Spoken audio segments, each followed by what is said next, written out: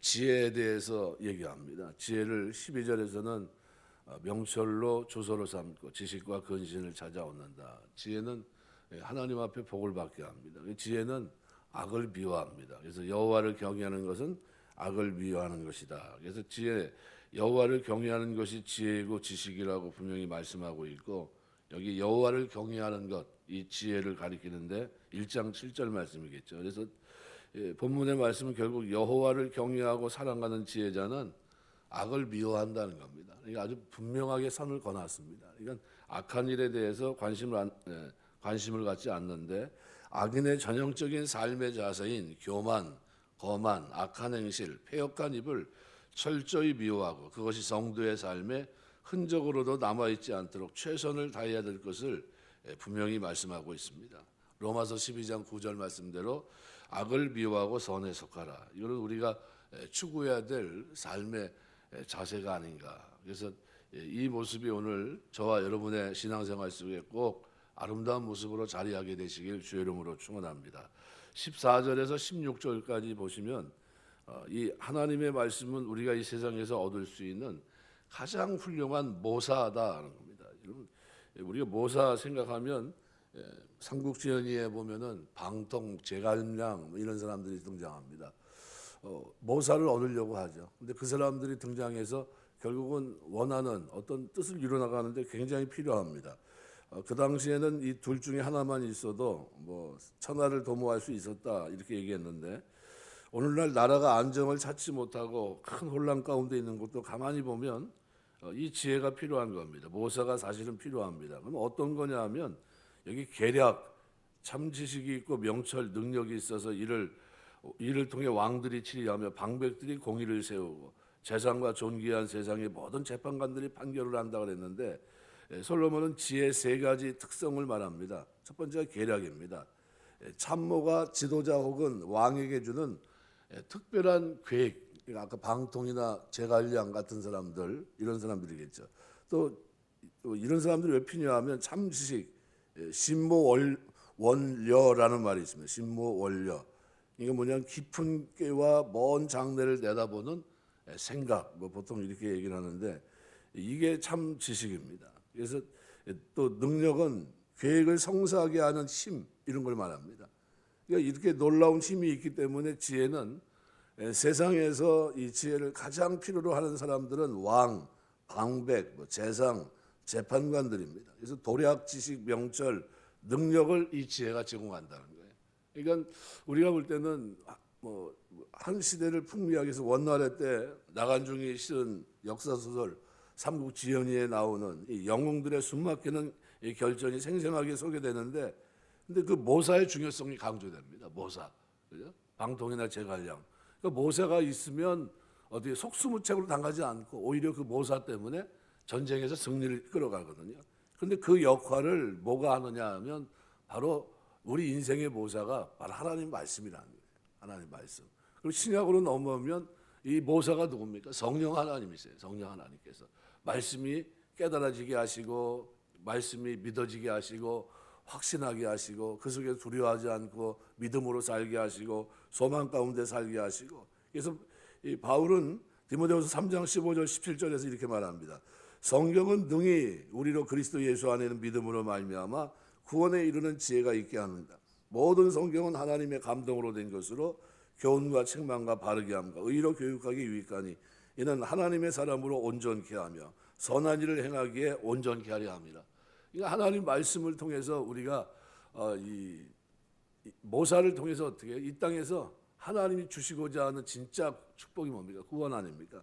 이 구원에 이르게 한다는 게 또 바르게 살게 한다는 겁니다. 바르게. 그러니까 이게 너무나 아름다운 거죠. 그래서 성경에서는 우리 인생의 궁극적인 목표인 구원에 이르게 하고 이 세상에서 온전한 삶, 바른 삶, 의로운 삶, 지혜로운 삶을 살도록 이끄는 유일한 방편이 하나님의 말씀이다 하는 것을 분명히 말합니다. 그래서 하나님 말씀은 우리가 이 세상에서 얻을 수 있는 가장 중요한 모사입니다. 방통이다 생각하시면 돼요.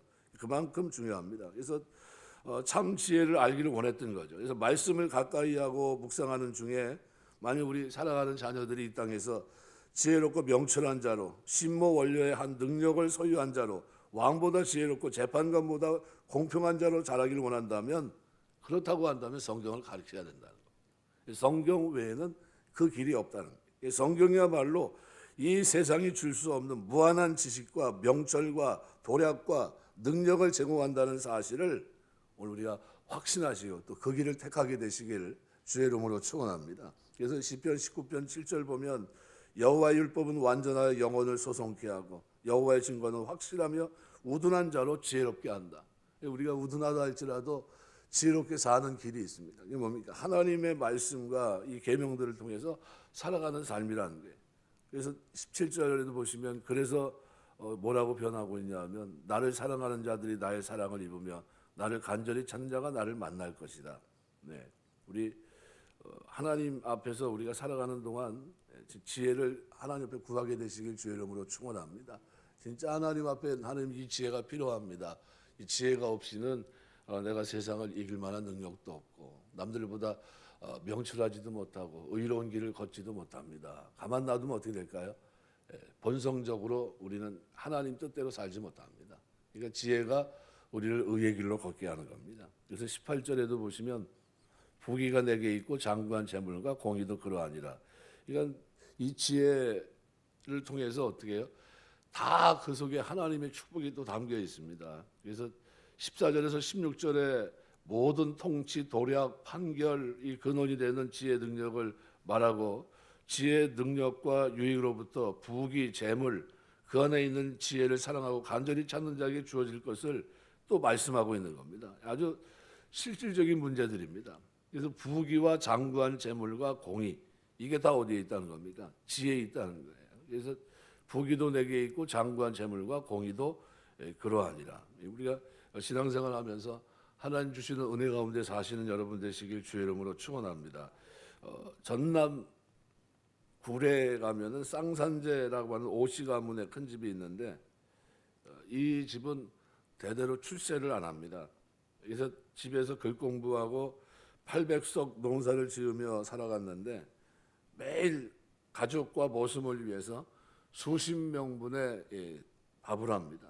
그때마다 머슴들에게는 쌀밥을 마음껏 먹게 하고 주인은 오히려 보리가 섞인 밥을 먹었다고 그럽니다.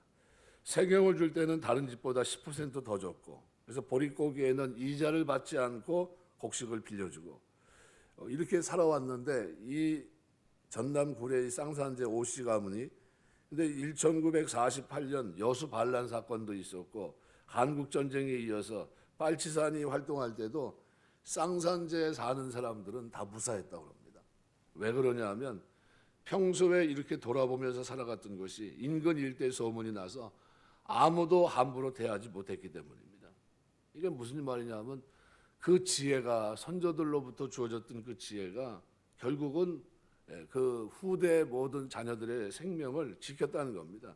그러니까 보석보다 가치 있고 다방면에 유익한 지혜를 얻어야 된다 하는 것을 계속해서 성경이 우리에게 말씀하고 있는 겁니다. 거기에 뭐까지 있다고요? 부귀와 장구한 재물과 공의도. 이게 해볼 만하지 않습니까? 그런데 한 걸음 더 나가면 그래서 아예 19절서부터 21절에는 그 열매에 대해서 얘기합니다. 그래서 금이나 정금보다 나으며 내 소득은 순음보다 낫고 나는 정의로운 길로 행하며 공의로운 길 가운데 다니나니 이는 나를 사랑하는 자가 재물을 얻어서 그 국간에 채우려 하려 함이니라. 여러분 정직한 부를 얘기합니다. 정직한 부. 그러니까 의로운 삶, 깨끗한 손, 정직한 땀방울로 부와 재물을 쌓는 도구로 삼으라는 겁니다. 여기 정의는 도덕적인 올바름, 공의는 보다 더 확장된 사회적 관계에서의 올바름을 의미합니다. 그런데 이 전후 문맥을 이렇게 보면 지혜를 찾는 자가 얻을 유익에 대해서 언급하는 부분입니다. 그러니까 갑자기 지혜는 그러한 말을 멈추고 그 자신이 의롭고 공평한 존재임을 밝힙니다. 왜 지혜가 여기서 이런 말을 하고 있는 거냐 하면 이 지혜는 스스로 이 세상 지혜와 질적인 차이를 분명히 말하고 있는 겁니다. 세상 지혜는 어때요? 수단 방법 가리지 않습니다. 무조건 취하면 됩니다. 그런데 세상 지혜하고 다르게 하나님의 지혜는 어때요? 참 지혜는 특징이 있습니다. 정의와 공의. 그러니까 이 이러한 지혜를 통해서 얻게 될 재물 또한 세상의 지혜를 얻은 것과 비교할 수 없을 정도로 진정한 가치를 가졌다는 겁니다. 우리가 대부분의 나라에서 부자들은 존경을 받지 못하는 경우가 많습니다. 우리도 아직 의식이 좀 온전치 못해서 전에는 좀 사업하시고 하시는 분들이 좋은 차 타고 다니면 막 어떻게 해요? 막 안 좋게 했던 해코지했던 일들도 많이 있지 않습니까? 역사적으로 볼 때 부유한 자란 대부분 불법을 행하는 자들의 대명사로 여겨졌습니다. 우리나라도 많이 그랬죠. 한동안 부자들의 어떤 탈세, 불법 이런 것들에 대해서 매스컴이 자꾸 이제 호도하다 보니까 사람들이 많이 사회적인 지탄 속에서 생각하는 경우가 많이 있습니다. 그런데 그것보다 다른 사람들의 원망, 불평, 하나님의 심판을 초래하는 것 이런 것들 생각하지 마시고 진짜 중요한 거는 공평과 공의의 지혜를 가진 자로서 돈을 벌고 또 재물을 모을 때 결국 세상의 지혜나 원리를 이용해서 더러운 일을 탐하는 그런 사람이 되지 말라는 그런 얘기는 여기서 하고 있는 겁니다. 그러니까 철저하게 수단 방법이 어때요? 깨끗해야 된다는 겁니다. 거룩한 방법을 고수하면서 나아갈 때 하나님께서 우리에게 값진 재물을 주실 것이고 이렇게 해서 얻은 재물은 세상의 지혜로 얻은 재물과는 비교할 수 없는 가치를 가지게 된다는 거예요. 무슨 말이냐면 정직하게 수고의 땀을 흘려서 쌓은 재물이 되라는 거예요. 이게 온전한 축복이라는 겁니다. 그래서 여기 내 열매는 금이나 정금보다 낫고 내 소득은 순금보다 낫다. 정의로운 길로 행하며 공의의 길 가운데 다닌다는 거예요. 그러니까 이랜드 그룹이 그죠?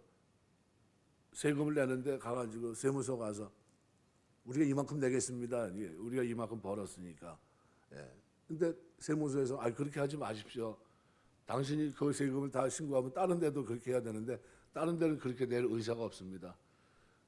그러니까 그래도 우린 낼 겁니다. 내고 왔다 그러잖아요. 근데 이제 그런 부분이 그러니까 왜냐하면 하나님 앞에서 어떻게 살려고 하는 겁니까? 바르게 살려고 하는 거예요. 그러니까 그런 게 결국은 이제 하나님이 축복을 하시는 거죠. 흠이 없는. 그래서 우리는 이 거룩하고 흠 없는 공의의 말씀을 지닌 사람이기 때문에 결코 불법이나 타협해서는 안 됩니다. 오히려 말씀을 지키고 공의와 공평을 지켜 행하면서 성공할 수 있는 그런 것을 보여주는 것이 대단히 필요하다는 거예요. 그래서 법대로 양심대로 사업하면 망한다는 속설이 있는데 그런데 하나님의 지혜를 가지고 공의와 공평으로 나아가도 결코 망하지 않을 것이고 오히려 더욱 흥하게 될 것을 보여주는 성도들이 이 땅에 점점 많아져야 돼요.